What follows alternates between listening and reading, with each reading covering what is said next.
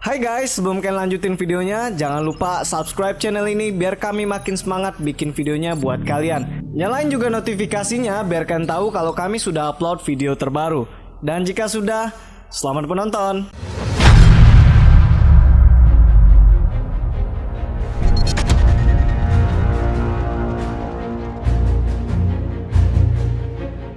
Di video kali ini kita akan membahas mengapa banyak cinematic universe yang gagal. Shared universe memang telah menjadi tren besar di tahun 2010-an, tetapi sebagian besar upayanya gagal.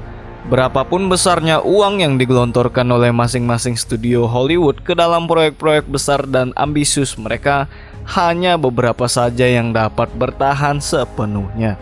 Karena pada akhirnya keberhasilan dari segi kritik dan komersial yang menjadi penentu apakah shared universe dianggap berhasil atau tidak. Marvel Cinematic Universe menjadi contoh dari shared universe yang sangat sukses. Dan sampai saat ini mereka masih terus mendominasi box office. Tentunya banyak studio-studio lain yang berusaha untuk menirukan sebuah franchise superhero yang mengesankan tersebut. Tetapi itu tidaklah mudah. Dan berikut kami sajikan beberapa alasan mengapa shared universe dianggap gagal.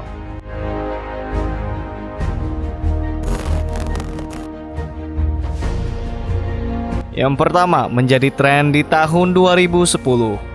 Para penonton yang menonton akhir film Iron Man pada tahun 2008 lalu disuguhkan dengan kelahiran dari sebuah dunia baru yang diberi nama Marvel Cinematic Universe atau MCU. Saat itu karakter Nick Fury mengundang Tony Stark untuk bergabung dengan Avengers. Beberapa tahun berlalu, kemudian di tahun 2012 film The Avengers membuahkan hasil yang luar biasa dengan berhasil mendapatkan lebih dari $1 miliar di seluruh dunia dan menjadi film terlaris ketiga sepanjang masa. Ketika film The Avengers sukses, tiba-tiba Cinematic Universe menjadi sangat populer dalam sebuah bisnis film. DC kemudian memulai Cinematic Universe-nya sendiri pada tahun 2013. Setahun setelah The Avengers membuktikan kehebatan crossover superhero. DC memulainya dengan film Man of Steel. Di sana Superman akan berada di dunia yang sama dengan Batman, Wonder Woman, dan anggota Justice League yang lainnya. Warner Bros juga menghadirkan Cinematic Universe horror mereka pada tahun 2013 dengan diawali dengan film The Conjuring. Legendary Entertainment pun kemudian memperkenalkan shared universe yang berisikan para monster seperti Godzilla, King Kong, Ghidorah, Ronan, bahkan monster-monster besar lainnya. Keberhasilan finansial juga mendorong studio untuk membangun sebuah franchise yang sudah ada sebelumnya. Fox memperluas dunia film X-Men dengan memberikan film solo Wolverine dan Deadpool. Warner Bros juga kembali ke franchise Harry Potter dengan membuat film-film Fantastic Beasts yang masih berlangsung di dunia penyihir.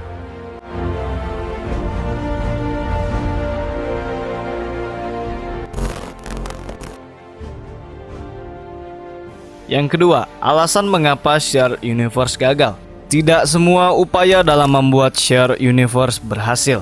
Dark Universe milik Universal misalnya, yang telah mati sejak film The Mummy dirilis pada tahun 2017 lalu karena kritik dan masalah finansial yang mereka hadapi. Di dalam Dark Universe tersebut, mereka sebenarnya berupaya untuk menghidupkan kembali film-film monster klasik dari Universal.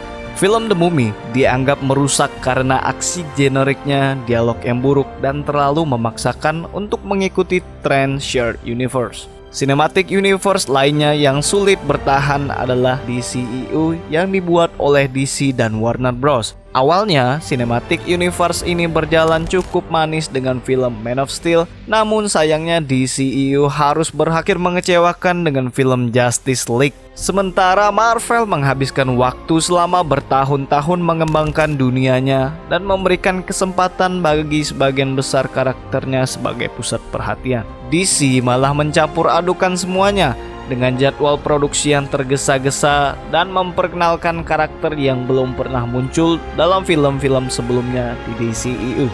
terburu-buru menjadi masalah utama yang melekat kepada sebuah shared universe yang digarap oleh Hollywood. Jika studio tidak mau meluangkan waktu lebih lama untuk membangun universe mereka, maka tentu universe yang mereka bangun akan rusak. Biaya pembuatan yang besar juga menjadi penyebab utama dari kegagalan shared universe.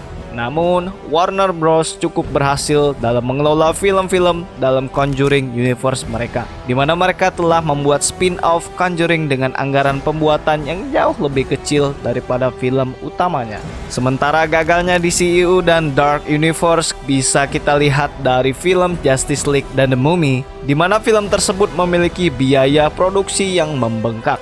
Film King of the Monster juga memiliki biaya produksi yang sangat besar. Untungnya, film The King of the Monster masih mendapat keuntungan, walaupun tidak terlalu besar untuk menutupi biaya produksi dan pemasaran yang besar. Dan hal apakah yang harus dilakukan rumah produksi untuk mengatasi kegagalan dari shared universe? Tentunya ide kreatif juga menjadi hal penting dalam kesuksesan shared universe. Marvel dengan cermat merencanakan hubungan antara film-filmnya, di mana semuanya dihubungkan melalui penceritaan dan memanfaatkan detail plot dari film sebelumnya untuk membangun narasi yang saling berhubungan sehingga akhirnya terciptalah sebuah crossover yang lebih besar. Film Infinity War dan Endgame membuat para penontonnya merasa senang, apalagi setelah para penontonnya tetap setia untuk menyaksikan film-film di MCU selama 1 dekade.